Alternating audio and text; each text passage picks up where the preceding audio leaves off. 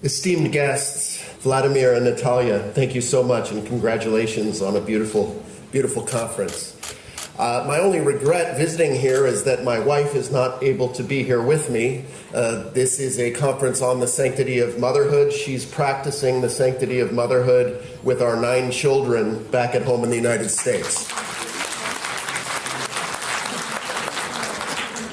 I want to briefly talk about public policy and politics in Trump's America.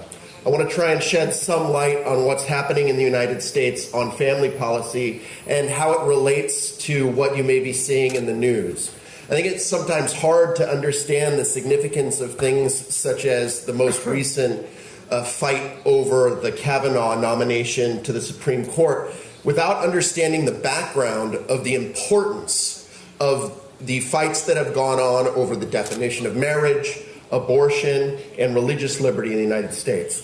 So we have to take a step back to understand what's occurring right now in the United States. Over the course of a number of years, from 2002 to 2012, there were a number of referenda throughout the United States that I was happy to be involved with, many of them, that defined marriage as the union of a man and a woman. These were huge public referenda. The media was totally against us. But in state after state, in 34 states, the people of those states voted by majority to define marriage as the union of a man and a woman. Now, I think that is worthy of some applause. Now, again, the media presentation was in every state that we were going to lose, that the U.S. was liberal, progressive, and that the people would support redefining marriage. So the issue was much more than only about marriage. It was about who gets to decide what kind of country we are, who gets to decide something as important as the definition of marriage. At the same time, there were many fights over abortion. Obviously, our 2 political parties have major divisions on abortion. But it's important to understand that we didn't get abortion on demand in the United States through a free and fair vote of the people. That's not the way it happened. The way it happened was we had a number of Supreme Court justices decide that their opinion on abortion was more important, and not only more important, that it trumped any attempt at democracy. It was forced on the people of the United States through the Supreme Court in 1973. Now, that same process, unfortunately, occurred on the definition of marriage. After all of these states voted, there was a lawsuit brought against one of the states, California, which had the largest referendum. It was a $40 million campaign.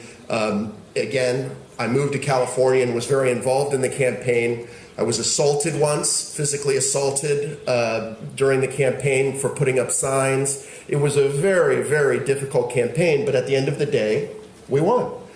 So the other side filed a lawsuit. That goes all the way up to the Supreme Court. And again, our Supreme Court says, we don't care what the people decided. We are going to put our will in the place of the will of the people. This is not a Republican form of government. The courts were never, the intention of our founders was never to have the courts deciding these sorts of issues, but they decided anyway. It's important to understand this because many voters were alienated by the time of our presidential election. They felt that their voice was not heard. They were upset, rightfully, and they were tired of being told by the media that they were that their opinions didn't matter, that their opinions didn't have the sophistication of the media elites on both the East and West coasts. That angst, that alienation played a huge role in the election of Donald Trump. In the same way we had been told that we were going to lose the referenda on marriage, in the same way Britain was told that Brexit would not go through, in the same way we've seen time and time again, all of the polls understated support for Trump. And when the people spoke, they spoke against elites deciding the future, and they spoke for Donald Trump. Now, many of us didn't know what way Donald Trump would go. Our organization initially endorsed Ted Cruz because he has proven to support pro-life, pro-family policies.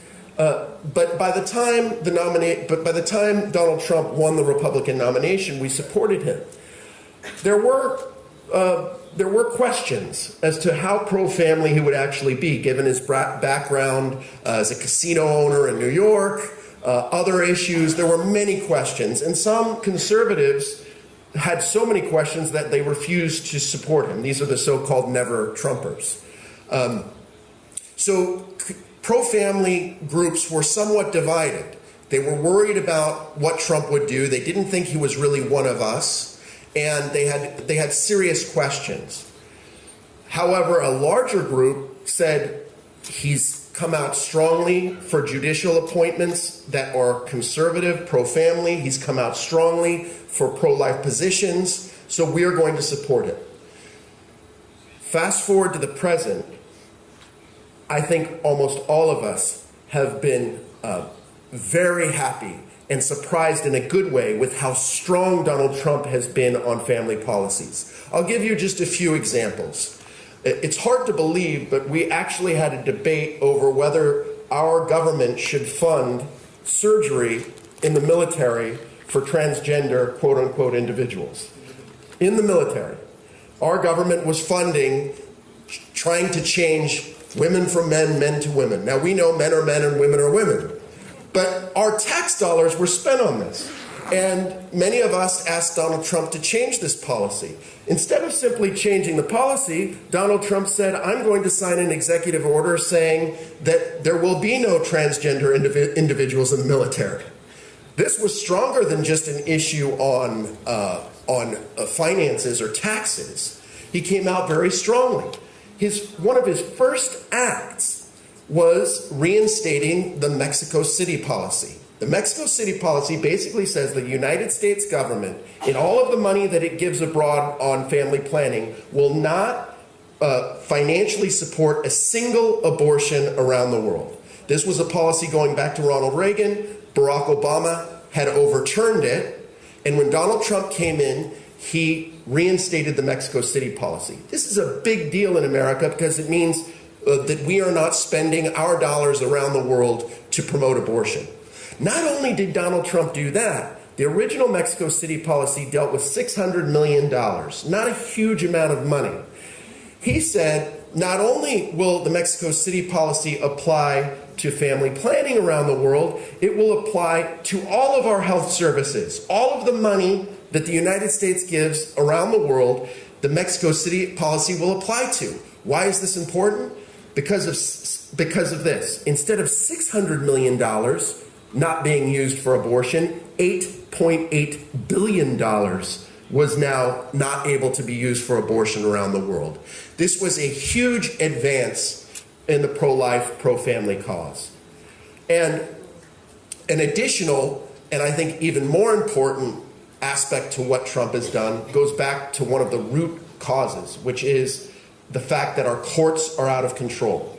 He promised from day one that he would nominate conservative, pro-family, constitutional judges, judges that obeyed the law, interpreted the law, did not make up the law.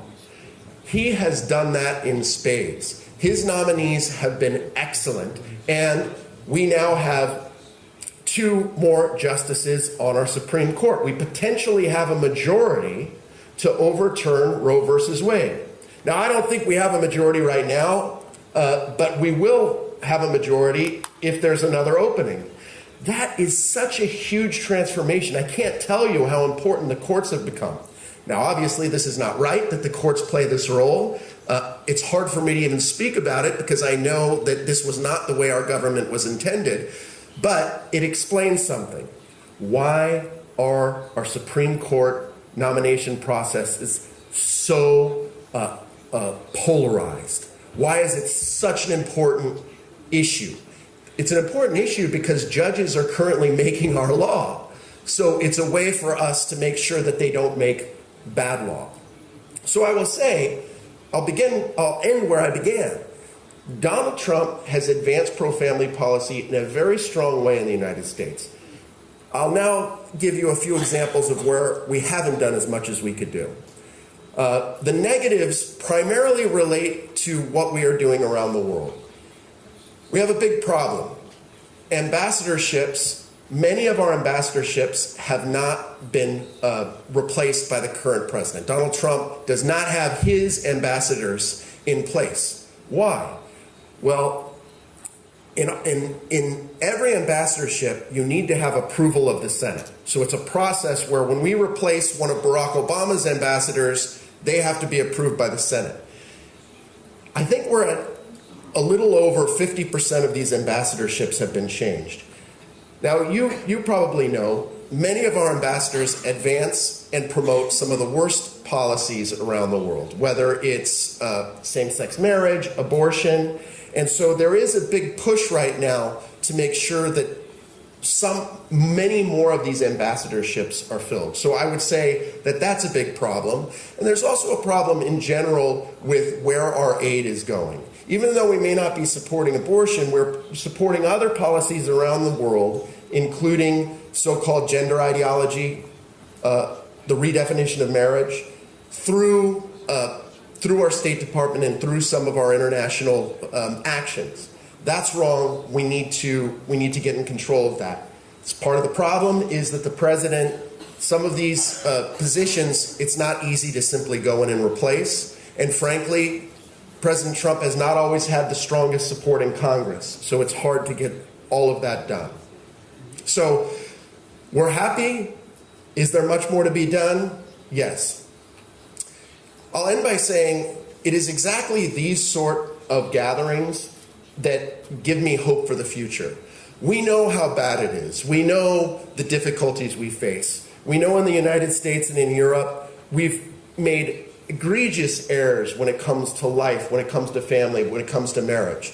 But in my time as head of the International Organization for the Family, I've created close friendships with people like Natalia, Vladimir, others, between Russians, Americans, Serbians, Belarusians, everyone coming together and realizing that we have much more in common than we have that sets us apart.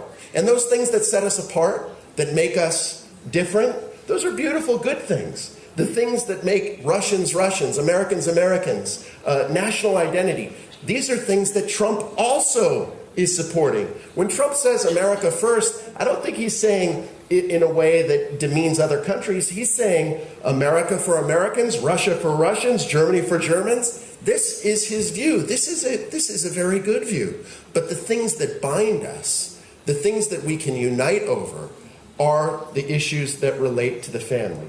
Now, it is no secret that in the United States right now, when someone like me comes to speak at a gathering of Russians, immediately a hysteria will come forward.